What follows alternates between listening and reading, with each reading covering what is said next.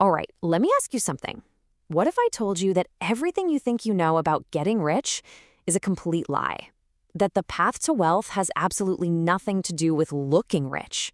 And what if I told you that feeling broke, yeah, that feeling, might actually be a sign you're doing something right? We're going to flip the entire script today on what wealth really means. Let's get into it. You know the image, right? We've all been sold this picture of what rich looks like. It's the flashy cars, the massive houses, the designer everything. But here's the truth. That's not wealth. That's just spending. That's a performance. Real wealth, the kind that actually matters, isn't about what you spend. It's about what you keep. It's about low stress, not high spending. It's about financial freedom, not a garage full of luxury junk. See, that whole image, it's a trap, and it's designed to keep you from ever actually building real wealth. And look, don't just take my word for it. This isn't some hot take I just came up with. This is backed by decades of solid research. You ever hear of the book The Millionaire Next Door? It blew the lid off this whole thing. They found that most real millionaires, they're masters of what we call stealth wealth. They're not the ones you see on Instagram. They drive Fords, not Bentleys. They live in regular houses in regular neighborhoods. Why? Because their focus isn't on impressing you. It's on building a future where they don't have to answer to anyone. So how do you know if you're on this path? That's what we're breaking down today. We've got 5 key signs, 5 tells that you're secretly building real wealth. We're going to talk about the growing gap, why ownership beats paychecks, how to crush lifestyle creep, why time is your currency, and finally, what the new rich mindset actually looks like. All right, let's jump right into sign number 1, the growing gap. And listen up, because this is the absolute foundation of everything. If you don't get this, nothing else matters. It has almost nothing to do with how big your salary is, and everything to do with the gap between what you earn and what you spend. You see, true financial well-being isn't about a 6-figure salary. It's way simpler. It's about being able to handle your life without constantly stressing about money. It's a game of behavior, not income. Think about it. I'd rather be the person making 50 grand a year and saving half of it than the doctor making 300 grand who's drowning in debt and spending every last dime. Who's really richer in that scenario? It's not even a contest. So what's the magic number? Well, that classic Millionaire Next Door study, they found that these under-the-radar millionaires consistently saved about 20% of their income. Yeah, I know, it doesn't sound sexy. It's not a get-rich-quick scheme, but it's the slow, steady, unbreakable path to a 7-figure net worth.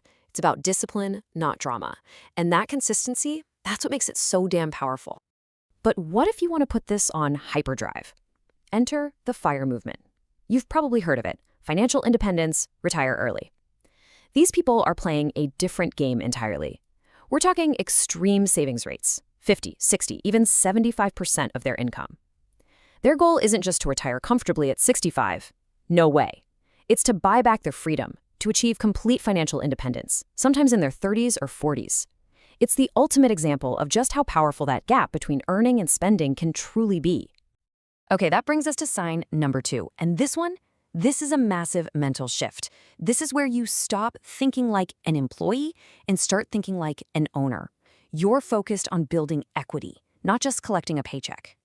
Just look at the data. This chart breaks down where the top 1% actually get their money. And what's the biggest slice of the pie? Is it their salary? Nope. It's owning a business. It's equity. This is the secret they don't teach you in school. A salary is what you use to survive. Equity, that's what you use to get truly wealthy. One pays the bills, the other builds an empire. And get this picture of a glamorous tech startup out of your head. The research shows that most of these millionaire-making businesses are, well, they're kind of boring. We're talking about auto dealerships, beverage distributors, dentists, local law firms. They're not sexy, they're not sensational. They're practical, profitable, and they solve real problems for real people. That's where the real money is often made, in the unglamorous day-to-day. It all boils down to this one simple, powerful idea.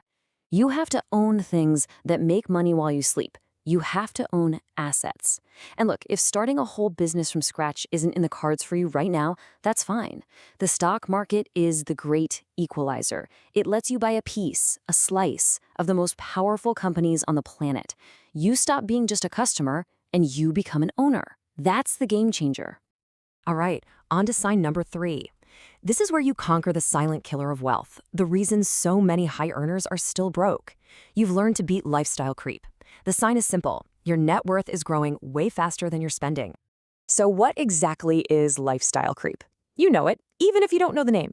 It's that natural pull to upgrade your life every time you get a raise. You earn more, so you spend more. Get a bonus, lease a fancier car. New job, bigger apartment. It's a financial treadmill. You're running faster and faster, but you're not actually going anywhere. It's how people making hundreds of thousands of dollars a year can still feel totally, completely stuck. So I want you to be honest with yourself for a second. Ask yourself this. The next time you get a raise, what's your first instinct? Is it, awesome, what new thing can I buy? Or is it, awesome, how much more of this can I invest? Your gut answer to that question tells you everything you need to know about the path you're on. Beating this thing isn't an accident.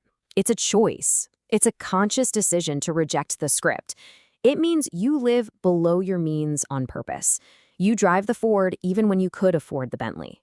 You prioritize saving and investing over just consuming.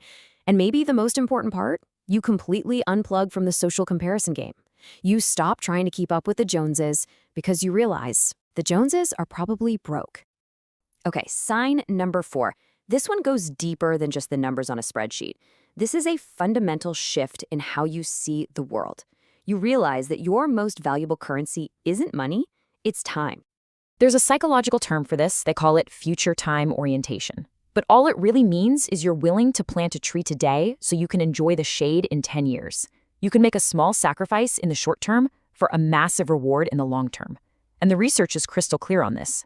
This one trait is one of the biggest predictors of who ends up financially successful and who doesn't. The folks in the FIRE movement have an incredible mental hack for this. It's simple, but it will change everything. Before you buy anything, you translate the price tag into hours of your life, not dollars, hours. How many hours did you have to trade away from your life to earn the money to buy that thing? And when you do that, the whole calculation changes. That new phone isn't $1,000 anymore. It's 25, maybe 30 hours of your life. Gone. Forever. Is that purchase still worth it? When you start asking that question, I promise you, you'll start making very, very different decisions with your money. And this all leads us to the final and maybe most important sign. Sign number 5. This one isn't about your bank account. It's about your mindset. You start to feel secure about money, not anxious. You feel calm. You feel in control. So what does this new mindset look like? Well, first off, you're just less stressed about money. You sleep better at night. You stop looking over your shoulder to see what everyone else is doing or buying. You're not playing their game anymore. You're thinking in decades, not days. And maybe the biggest tell, you feel absolutely zero need to show off or prove anything to anyone. Your confidence comes from your plan, not your possessions. There's a term for this. It's called financial self-efficacy. And here's why it's so important. It's the missing link between knowing what to do and actually doing it. A lot of people know they should save more or invest, but they don't. Why? They lack the confidence, the belief that they can actually manage their money effectively. When you develop that belief, that feeling of control, that's when you know you've really turned a corner. So let's put it all together. The blueprint is simple, but it's not easy. Step 1, you redefine what rich even means. It's freedom, not flash. Step 2, you track your behavior. You focus on that savings rate. Step 3, you build ownership. You accumulate assets that work for you. And step 4, you master the mindset. You beat lifestyle creep and you start valuing your time like it's the most precious thing you have, because it is. That's the path. And I'll leave you with this one final thought. Here's the great irony of money. Chasing the feeling of being rich is the single best way to make sure you never actually become rich. It's a paradox. So the real question you have to ask yourself is this. What could you build if you stopped trying to look rich and actually started trying to get rich? If this opened your eyes, hit that subscribe button, because there's a lot more where this came from. And trust me, the next one might just change everything for you.